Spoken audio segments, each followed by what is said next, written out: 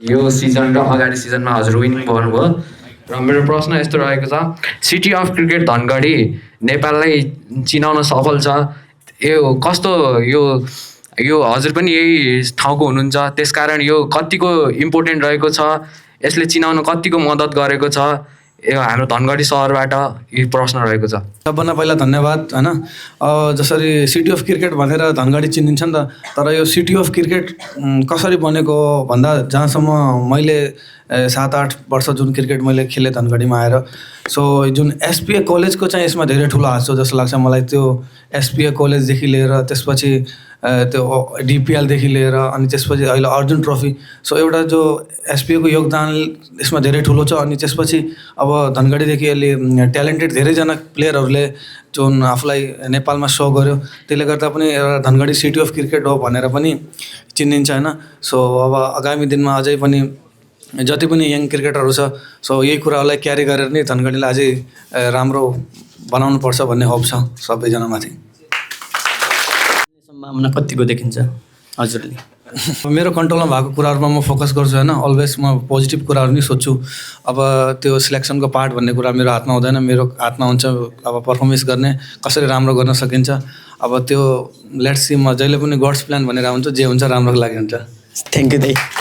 यो छ कि हजुरको जर्नी कहाँबाट सुरु भयो? पहिले नै क्रिकेट खेल्छु भनेर खेल्नु भएको थियो कि यस्तै खेल्दा खेल्दै हुनुभयो, र पहिलो खेल्दाखेरि चाहिँ कहाँबाट खेल्नु भएको थियो?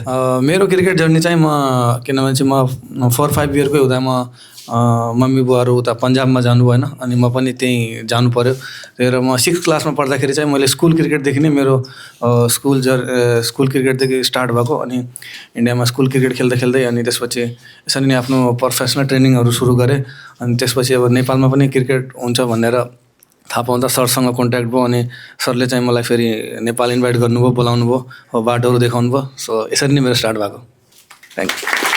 नमस्ते दाजु, हजुर चाहिँ एकदम लक्की पर्सन हुनुहुन्छ कि, किनभने जता गयो उतै जित्ने। पोहोर साल चाहिँ जनकपुर बोर्डमा जानुभयो, जनकपुरलाई जिताउनु भयो।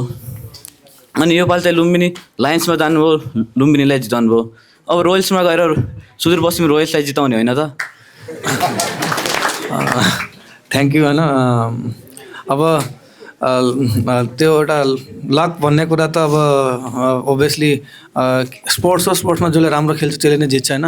अब सुदूरपश्चिम रोयल मलाई लाग्छ दुइटै टुर्नामेन्ट मिलाएर सबभन्दा कन्सिस्टेन्ट टिम छ होइन। सो मेन अलिकति एउटा म्याचमा त अलिकति कोल्याप्स हुन पुग्यो। सो तर ओभरअल सुदूरपश्चिमले धेरै राम्रो खेलेको।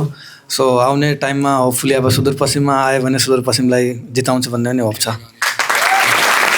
लक के हुनुहुन्छ हजुर? आफ्नो लकले बाँड्नुहुन्छ कि मेहनतले? म चाहिँ मेरो एक्सपिरियन्सले के भन्छ, तपाईँले हार्डवर्क गऱ्यो भने चाहिँ लकले साथ दिन्छ। यदि तपाईँले हार्डवर्कै गर्नुहुन्न भने त्यो लक पनि साथ दिन जस्तो लाग्छ।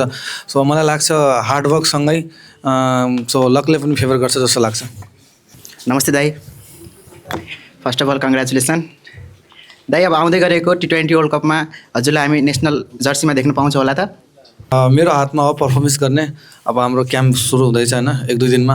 सो अब क्याम्पमा आफ्नो बेस्ट गर्ने हो। अब त्यसपछि अब सबै त्यो त अब सिलेक्सन कमिटीको पार्ट होइन, मेरो हातमा होइन त्यो कुरा।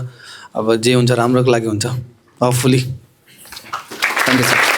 पहिला त कङ्ग्रेचुलेसन होइन दाइ हजुरलाई। म के प्रश्न सोध्न चाहन्छु कि पढाइ र क्रिकेटलाई सँगसँगै कसरी लग्न सकिन्छ? जो मान्छे लाइक स्टडी र क्रिकेट स्पोर्ट्सलाई दुइटालाई सँगै लाग्न सक्छ उसको मलाई लाग्छ माइन्ड पनि अझै राम्रो काम गर्छ। सो स्टडी पनि धेरै इम्पोर्टेन्ट हो। सो अब मलाई लाग्छ एज अ जुन एजमा अहिले तपाईँहरू हुनुहुन्छ, तपाईँहरूले भनेको दुईवटा काम हो, एउटा स्टडी गर्नु र अर्को गेम खेल्नुहुन्छ भने गेममा फोकस। सो मलाई लाग्छ धेरै डिफिकल्ट कुरा होइन, एउटा यो आफ्नो रुटिन र एउटा माइन्डसेट हो। सो यो दुईवटा कुरालाई चाहिँ तपाईँहरूले क्यारी गर्न सक्नुहुन्छ जस्तो लाग्छ। सो एउटा चाहिँ सिड्युल इम्पोर्टेन्ट हो जस्तो लाग्छ। मैले तपाईँलाई भने जस्तो एउटा डिसिप्लिन लाइफमा, सो यो सब दुइटै कुरा डिसिप्लिनमा हुन्छ। तपाईँ कसरी टाइम मेन्टेन गर्नुहुन्छ।